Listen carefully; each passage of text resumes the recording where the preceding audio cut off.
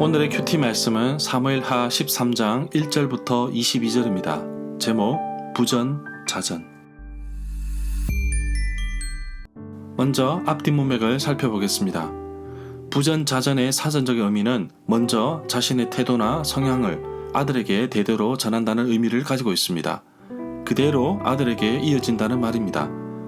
사무엘하 12장에서 나단 선지자의 비유를 통해 다윗의 죄가 덜추어졌습니다. 다윗은 자신의 죄에 대한 무거운 징벌을 받게 되는데 나단 선지자를 통해 예고된 심판의 내용이 13장부터 시작됩니다. 벌써 바세바가 낳은 첫 아이가 죽었고 이제 다윗의 첫째 아들 암논이 다윗이 저지른 더럽고 추악한 죄를 그대로 반복하는 모습을 보게 됩니다. 결국 다윗이 지은 죄로 인해 가정의 심판의 대열에 서게 되고 그로 인해 가족의 분열이 일어납니다. 사무엘하 13장에 보면 다윗의 가족의 비극이 서막에 오릅니다. 다윗의 맏아들 암논이 이복 여동생 다말을 향한 사랑은 거짓이었습니다. 오로지 자신의 욕망을 채우고자 하는 수단이었던 것입니다. 다말을 버리는 동시에 다윗의 집안에 비극이 서막이 시작됩니다. 이로 인해 다말의 친오빠인 압살롬은 이복형 암논을 향한 복수의 칼날을 갈게 됩니다. 문단을 나눠보겠습니다. 1절부터 6절은 다말을 흠모하는 암논, 7절부터 14절은 다말을 욕보인 암논, 15절부터 19절은 다말을 쫓아내는 암논, 20절부터 22절은 다말을 위로하는 압살롬. 1절에 보면 다윗과 마아가 사이에 낳은 아들 압살롬이라는 아들과 다윗과 아히노암 사이에 낳은 암논이라는 아들이 있었습니다. 압살롬에게는 다말이라는 아직 결혼하지 않은 아름다운 누이 동생이 있었습니다. 그런데 암논이 그 다말을 사랑했습니다. 압살롬과 암논은 배다른 사촌 관계입니다. 사무엘하 3장 2절에 보면 다윗의 가족을 구체적으로 소개하고 있습니다. 아히노암은 이스라엘 여인이고 아히노암에게서 낳은 아들 암논이 첫째 아들입니다. 그리고 둘째 아들은 길랍인데 바로 갈멜 사람 나발의 아내였던 아비가일에게서 태어난 아들입니다. 셋째 아들이 압살롬입니다. 그술왕 달메의 딸 마아가가 낳은 아들인데 마아가는 다말도 낳았습니다.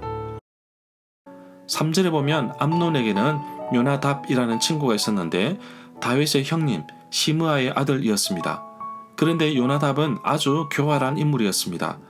이 구절에 시므아라고 나오는데 사무엘상 16장 9절, 사무엘하 21장 21절에서는 시므아를 산마로 기록하고 있습니다. 5절에 보면 요나답은 암논에게 은밀한 제안을 합니다. 암논이 먼저 일을 저질러 놓고 나서 일을 해결하자고 합니다. 요나답의 생각의 근거는 암논과 다말은 이복 남매인 지간이기 때문에 결혼할 수 없습니다. 레위기 20장 17절에 보면 금지하고 있습니다. 그러나 창세기 20장 12절에 보면 아브라함이 이복 누이였던 사라와 결혼한 예가 있었기 때문에 사람들이 인정해주지 않을까 얄팍한 생각을 하였던 것 같습니다. 6절부터 10절에 보면 그리하여 암논이 침상에 누워 병든 채 하였습니다. 병문안 찾아온 아버지 다윗에게 누이 다말이 만들어주는 과자를 먹고 싶다고 말합니다. 다말이 냄비째에 가져다가 암논 앞에 그릇을 담아 주었으나 암논은 먹을 생각을 하지 않았습니다. 다말이 직접 손으로 먹여주길 바래서 침실로 불러들였습니다. 12절에 보면 다말이 암논에게 제발 이런 악하고 어리석은 일을 행하지 말라고 합니다. 이 구절에서 악한 행동으로 말한 악은 야곱의 딸 디나가 강간당한 사건을 보며 부끄러운 일이라고 표현한 것과 히브리어 낱말이 같이 쓰여졌습니다. 14절에 보면 다말이 이렇게까지 말하는데도 암논은 다말의 말을 듣지 않고 오히려 힘으로 다말을 눕혀 성폭행하고 말았습니다. 저자는 암논이 아름다운 누이를 사랑했다고 1절에 기록하고 있습니다. 그러나 그 사랑은 진정한 사랑이 아닌 폭력으로 옮겨져 버렸습니다. 암논은 다말이 애원하는 그 말에 귀를 기울여 듣지 않았습니다.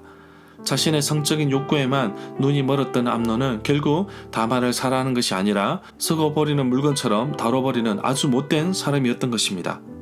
15절부터 17절에 보면 그렇게 다말에게 욕을 보인 암논은 갑자기 다말을 몹시 미워하기 시작했습니다.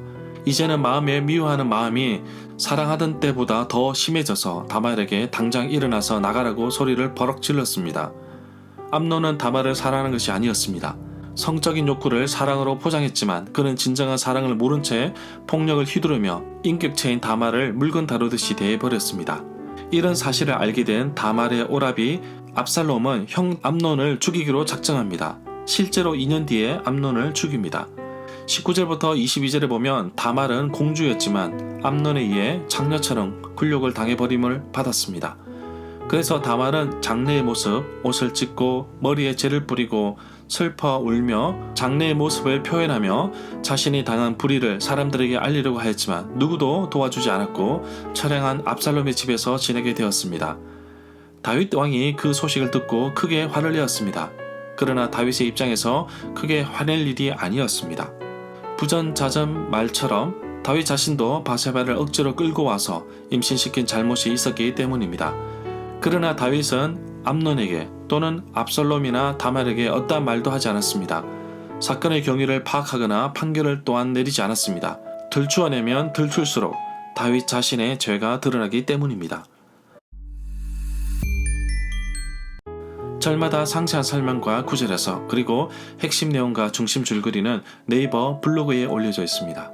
내게 주시는 교훈입니다. 다윗의 작은 욕망에서 시작된 죄의 씨앗이 이제는 감당할 수도 없는 엄청난 사건이 되어버렸습니다. 암논이 다말에게 흠모했던 모습을 보면 다윗이 바세바에게 행동한 그대로 답습하는 모습을 보게 됩니다. 다윗이 바세바를 맞이하는 과정에서 그의 자녀들도 보았을 것이고 이로 인해 자녀들도 성적인 가치관이 흔들리고 기준이 사라지는 일로 번져버린 것이라고 할 수 있을 것입니다. 한 사람의 성적인 욕구 때문에 슬픈 갈대의 인생이 되어버린 다말을 보면서 욕망에 눈이 멀어 자신의 인생뿐만 아니라 남의 인생까지 어지럽히는 암논과 그에게 교활하게 죄의 늪으로 끌고 갔던 요나답을 보면서 다윗의 집안도 별 볼일 없는 가문임을 보게 됩니다. 하나님께서 다윗의 집안을 영원히 왕의 가문으로 세워주신다고 하였지만 얼마 되지 않아서 풍지박산 나는 것을 보게 됩니다. 이 세상의 가족과 가문은 완벽하지 않음을 보게 됩니다. 어떻게 보면 울퉁불퉁한 다윗의 가문을 잘 다듬어가는 과정으로 볼 수 있습니다. 심판을 통해 회복으로 이끌어 가시지만 그 과정이 너무나 힘들고 어려운 길이며 많은 사람이 희생되는 길임을 보게 됩니다. 위급한 다말의 경고를 암논은 들어야 했습니다. 자신도 누이도 살릴 수 있는 마지막 기회였는데 그것을 뿌리친 것입니다. 사무엘상에 나오는 엘리 제사장도 자녀의 잘못을 지적하지 않고 넘기려다 결국 집안이 망했습니다. 선지자 사무엘도 자녀 교육에 실패한 대표적인 사람입니다. 아론은 아무리 자녀 교육을 잘했지만 하나님의 명령에 순종하지 않았던 두 아들은 결국 죽고 말았습니다. 이 세상에 완벽한 자녀 교육은 없습니다. 하나님께 맡기고 아이들이 믿음 안에서 잘 자라기를 바랄 뿐입니다. 그렇게 하려면 부모가 먼저 본을 보여야 하겠습니다. 아이들이 큐티하지 않는 이유는 바로 부모님들이 큐티를 하지 않기 때문이라는 통계도 있습니다. 부모님께서 먼저 아이들과 말씀을 나누고 함께 기도해 보십시오. 하나님께서 이 아이의 미래를 책임져 주실 것입니다. 나의 잘못을 지적해 주는 사람이 있습니까? 다윗은 나단 선지자가 자신의 죄를 지적해 주어 회개하였지만 암논은 누구 하나 알려주지 않았습니다. 범죄라는 사실을 알지도 못하고 살았습니다. 정말 안타까운 일입니다. 나에게 죄를 지적해 주시는 성령 하나님의 음성에 민감하게 하시고 나의 욕심대로 살지 않도록 주께서 붙들어 주옵소서. 내가 살아가는 가운데 나에게 다가오는 경고의 메시지를 나는 저버리지 않는지 다시 한번 살펴봅니다. 나의 욕심과 욕구 때문에 많은 사람들이 희생되지 않는지 살펴보기를 원합니다. 오늘도 나보다 하나님이 앞서는 하루가 되기를 원합니다. 나의 욕심을 채우기보다는 하나님 말씀을 따라가는 하루가 되기를 간절히 사모합니다.